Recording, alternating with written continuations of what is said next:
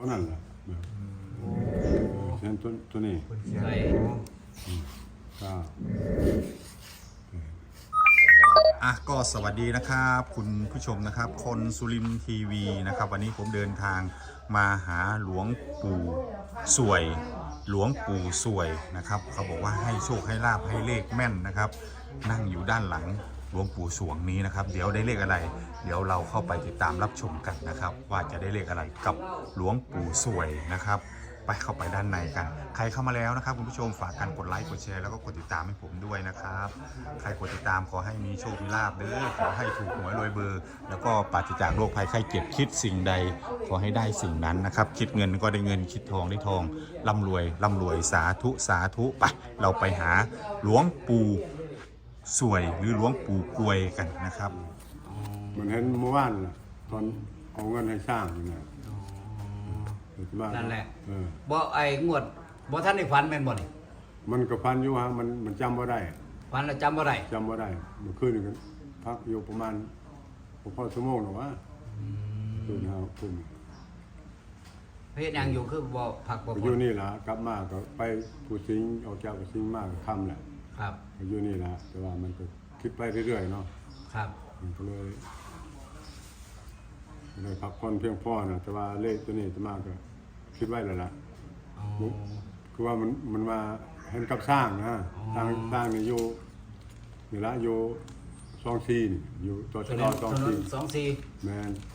เราจะมาไปจับไอ้นั่นจับสร้างเมื่อวานนี่ล่ะไปจับสร้างไปจับสร้างอยู่สุรินทร์นั่นล่ะเห็นตัวเลขเห็นเลขใหม่เป็นตะหมานแท้ล่ะป้าอาจารย์โอ้แล้วสร้างนั้นมีอยู่ในรูปมีอยู่ในโทรศัพท์ไปจับสร้างเห็นเลขก็ปกติก็บ่ค่อยคุ้นเคยกับสร้างมันให้ย่านอยู่ฮะแต่ว่าย่านอยู่จับไปบ่ายมันน่ะบ่ายหัวมันน่ะบอลครับเอามือไปบายหัวมันเลขมันขึ้นในหัวเลยว่ะพระอาจารย์แม่ในคนบ่แม่นหัวมันเนาะอีหยังมันมาง่วงมันง่วงมันน่ะมันก็มาจับน่ะจับมันก็มาบ่ายนะนี่บอลจะมาจับนั่นล่ะครับมันเห็นอยู่ในรูปเขาเขียนไว้หรือจังได๋ก็บ่ฮู้แล้วเขาบ่ได้เขียนไว้เนาะซ้ำอยู่ในป่าเนาะแต่ว่าไปจับมันเห็นนะเห็นคนเดียวหรือว่าเห็นหลายคนครับโยมนี่ก็ไปเมื่อตัวเมื่อวานแต่ตมาเนี่ยเห็นผู้เดียวแต่มาบ่ป๋าตมาก็มาเลยเห็นคนเดียวมาลงไปผู้สิงเลยนะครับ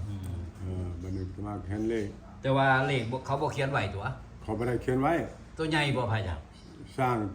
บ่ไอ้เลขมั้ยที่เห็นน่ะมั้ยเลขจุดแนมฮู้ว่าตัวเลขเนาะมันก็ตัวจำเฮาเขียนธรรมดาเห็น3ตัวเห็น2ตัวเห็น3ตัวเลยเห็น3ตัวเลย3ตัวเท่านั้นล่ะเช่นตัวนี้ใช่ก็มาไปจับเท่านี้เลขมันขึ้นอยู่ในง่วงซ่าในยังนั่นง่วงซ่านั่นล่ะเขาเอิ้นหยังไปจับเบิ่งในไอ้นั่นในหยังโทรศัพท์โยมถ่ายไว้ก็ฮู้อยู่แต่ว่าบ่เห็นดอกแต่ว่าอาตมาสิเห็นนะอาตมาไปจับโยมนั่นแหละถ่ายรูปเมื่อวานแต่อาตมาไปจับบอลอาตมาจับแล้วสิเห็นเลขตัวนี้ตัวสีใดครับอาจารย์ตัวสีแดงบ่ได้บ่ค้างดอกบ่แม่นว่าได้จึงบ่จึงครึ่งแดงอยู่แต่บ่จึงครึ่งกำลังสิว่าจึงครึ่งบ่แม่นมันบอกจึงครึ่งสีแดงเม็ดเดียวนี่พระอาจารย์เท่านี้ล่ะเห็นเท่านี้เมื่อวานครับประกายผมเขียนใหม่นี่ครับอาจารย์โอ้เลขงามคักว่าจักวัดเลขมาก็บ่ฮู้นะแต่ว่าเห็นจังซี่จักเลขลาวเลขอีหยังเลขหยังครับเลขไทยมาก็บ่ฮู้ว่ามันในลักษณะแบบนี้จะมาประจำเมื่อวานในโทรศัพท์เนี่ยใส่แล้วเอาโทรศัพท์มาเบิ่งสิให้โยมเบิ่งเอาโทรศัพท์มาเบิ่งโทรศัพท์มันสิเห็นบ่ล่ะตัวเลขแต่ว่าจะมาจับจะมาเนี่ยมันผู้เดียวล่ะกดบอลมันตาถ่ายรูปบอลถ่ายรูปให้มันตาโทรศัพท์มาปกติบ่ค่อยคุ้นเคยกับช้างย่านนำบ่ครับโอ้ย่านหมดย่านเท่านั้นพอมันได้ไปจับไปอันนี้ก็เลยไปจับ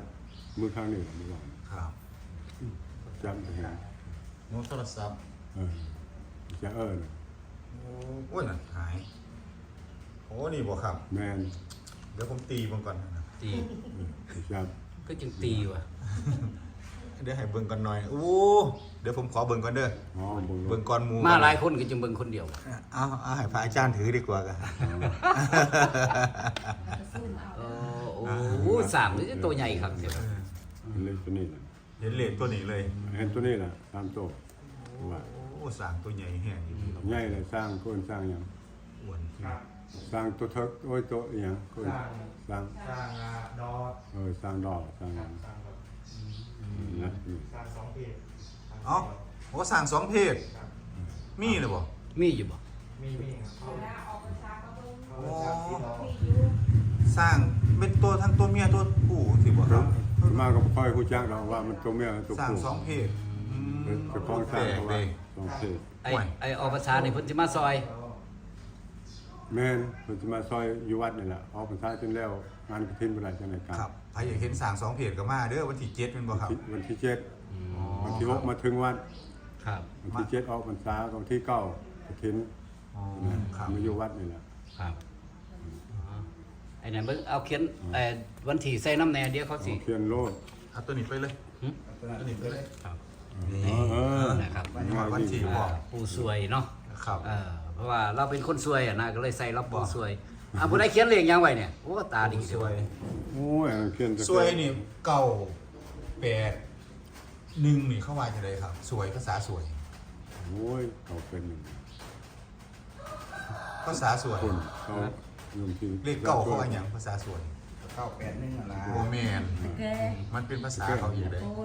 โอ้ยเป็ด หืมแต่แกว่ามวย ต้องถามเอาที่นี่เอาที่สวย คุณสวยเลยแต่แกตะโกนมวย แกตะโกนมวย เลข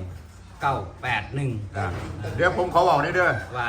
ตะแกะตะโกนมวยเก่าแปดหนึ่งนะ